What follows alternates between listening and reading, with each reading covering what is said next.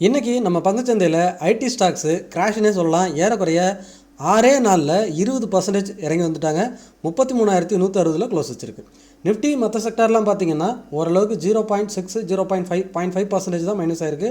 ஆனால் ஐடி மட்டுமே இன்றைக்கி 5.5% மைனஸ் ஆகிருக்குது. இன்றைக்கி நம்ம மார்க்கெட்டை காப்பாற்றுறது பார்த்திங்கன்னா ஐசிஐசிஐ பேங்க் மட்டும்தான். இந்த பேங்க் மட்டும் 33 பாயிண்ட் நிஃப்டியில் காப்பாற்றலைன்னா சப்போர்ட் லெவலில் உடச்சிருக்கும். நிஃப்டி இன்னுமே 200 பாயிண்ட் இறங்குறதுக்கு வாய்ப்பாக அமைஞ்சிருக்கும். எந்த ஒரு பங்கையும் நல்ல விலையில் வாங்கணும்னா அந்த பங்கு எதனா பேட் நியூஸால் இறங்கிட்டு இருக்கும்போது மட்டும்தான் வாங்க முடியும். இப்போ ஐடி அந்த மாதிரி தான் இருக்குது. நிஃப்டியோட சப்போர்ட் லெவல் என்ன, நாளைக்கு நிஃப்டி என்ன நடக்க போகுது, வெள்ளிக்கிழமானாலே நம்ம மார்க்கெட் பயங்கரமாக கீழே விழும். இந்த வெள்ளிக்கிழமை என்ன நடக்க போகுது அப்படிங்கிறத இந்த வீடியோவில் பார்க்கலாம். எங்கேயும் மிஸ் பண்ணாமல் பாருங்கள். எல்லோருக்கும் வணக்கம். நான் உங்கள் கோவிந்த். நான் AMFI register mutual fund distributor and ஐஆர்டிஏயோட சர்டிஃபைடு இன்சூரன்ஸ் அட்வைசர். இன்றைக்கி நம்ம பங்குச்சந்தையில் நிஃப்டி பார்த்திங்கன்னா 127 புள்ளிகள் மைனஸில் முடிவடைஞ்சிருக்கு. 25,826. இன்றைக்கி இன்ஃபோசிஸ் மட்டுமே நிஃப்டியை 73 பாயிண்ட்ஸ் இறக்கிருக்கு. டிசிஎஸ் 40 பாயிண்ட்ஸ் இறக்கியிருக்காங்க. Reliance 31 points, HDFC Bank 25 points, HCL Tech 17 points, M and M, Tech Mahindra, Hindustan Unilever இவங்கெல்லாம் ஈச் 10 பாயிண்ட்ஸ் நிஃப்டியை மைனஸில் இறக்கியிருக்காங்க. ஆப்போசிட்டில் பார்த்திங்கன்னா ஐசிஐசிஐ பேங்க் மட்டுமே 33 பாயிண்ட்ஸ் நிஃப்டியை ஏற்றிருக்கிறாங்க.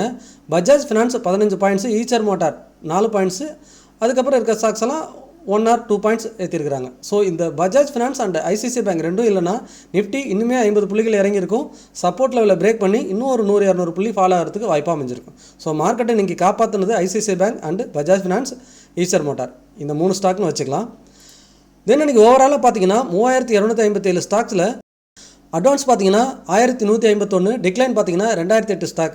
அன்சேஞ்ச் 98, 52 வீக் ஹை தொட்ட பங்குகள்னா 77, 52 வீக் லோ தொட்ட பங்குகள் 77, அப்பர் சர்க்கியூட் 70, லோயர் சர்க்கியூட் 48. என்ன தான் இதெல்லாம் இருந்தாலும் நம்ம போர்ட்ஃபோலியோ இன்றைக்கி பயங்கரமாக அடி வாங்கியிருக்கோம்.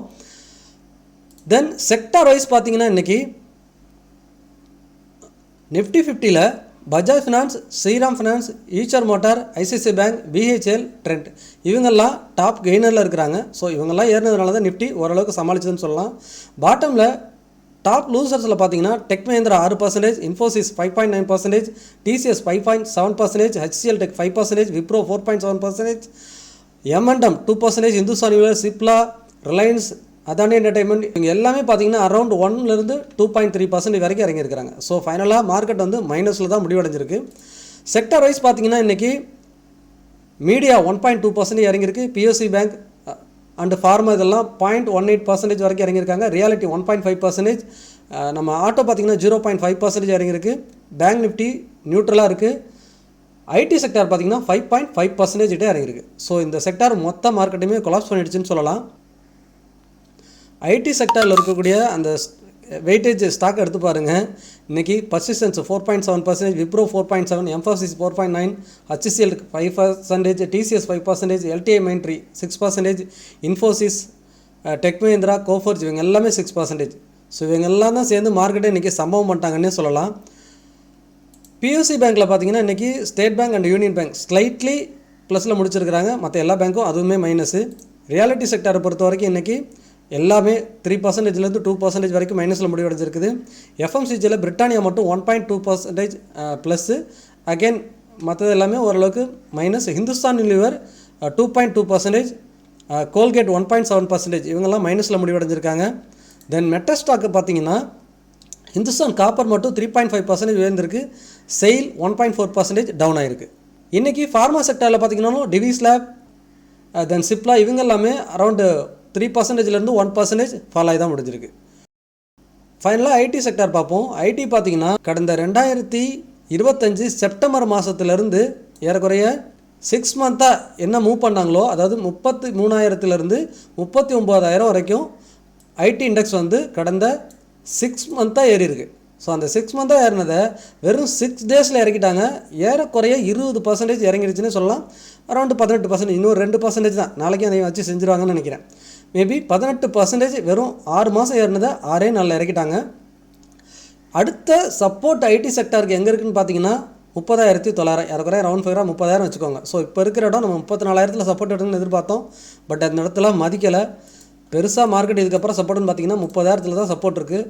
இந்த 30,000 சப்போர்ட் எடுக்கலை அப்படின்னா கட்டாயமாக ஐடி செக்டார் வந்துட்டு இன்னுமே கிராஷ் ஆகிறதுக்கு வாய்ப்பு இருக்குது. பட் எனக்கு தெரிஞ்சு 30,000 ஏறக்குறைய பாட்டம் அவுட் ஆகும் அப்படின்னு நான் எதிர்பார்க்குறேன். ஏன்னா 30,000க்கு போகிறதுக்கே இன்னும் அரௌண்ட் உங்களுக்கு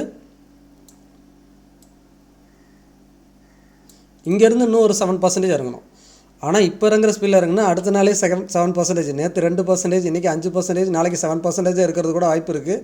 பட் அந்த 7%ல் பாட்டம் அவுட் ஆனால் நம்ம ஐடியை காப்பாற்ற முடியும். அப்படி இல்லைன்னா ஐடி அடுத்த லெவல் செல்லிங்கு போயிடும். வெயிட் பண்ணி பார்ப்போம் நாளைக்கு என்ன நடக்குதுன்னு. மோஸ்ட்லி நிறைய பாட்டம் அவுட் ஆகிற ஸ்டேஜில் தான் இருக்குது. கொஞ்சம் வெயிட் பண்ணி பார்ப்போம் நாளைக்கு என்ன நடக்குதுங்கிறது. ஸோ ஃபைனலாக நிஃப்டி பார்த்துடலாம். நிஃப்டியோட சப்போர்ட் நம்ம நேற்று என்ன போட்டிருந்தோமோ அதை தான் எக்ஸாக்டாக நம்ம என்ன 25,750 இந்த வாரத்தோட முதல் நாள் February 9th மண்டே. ஸோ அந்த லோவை பிரேக் பண்ணிடுச்சுன்னா நிஃப்டி வந்துட்டு இன்னும் செல் ஆஃப் ஆகும், அதிகமாக இன்னும் ஃபாலோ ஆகிறதுக்கு சான்சஸ் இருக்குன்னு பேசியிருந்தோம். பட் இப்போ என்ன நடந்திருக்குன்னு பாருங்கள். கரெக்டாக அந்த இடத்துக்கு கீழே போயிருக்கு பிரேக் பண்ணிட்டு. பட் க்ளோசிங் அங்கே வரல. ஒரு விக் வச்சுட்டு மார்க்கெட் ரெக்கவரி ஆகி முடிஞ்சிருக்கு. ஸோ நான் எதிர்பார்த்த மாதிரியே 25,750 மார்க்கெட் ரெக்கவரி பண்ணி முடிச்சிருக்காங்க. நாளைக்கு இந்த இடத்த பிரேக் பண்ணிடுச்சுன்னா ஐடி செக்டார் ஒரு வேளை நாளைக்கும் ஃபாலோ வந்துச்சுன்னா நிஃப்டி இந்த இடத்த பிரேக் ஆகிடும். இன்னுமே ஹெவியாக ஃபால் வரதுக்கு சான்சஸ் இருக்குது.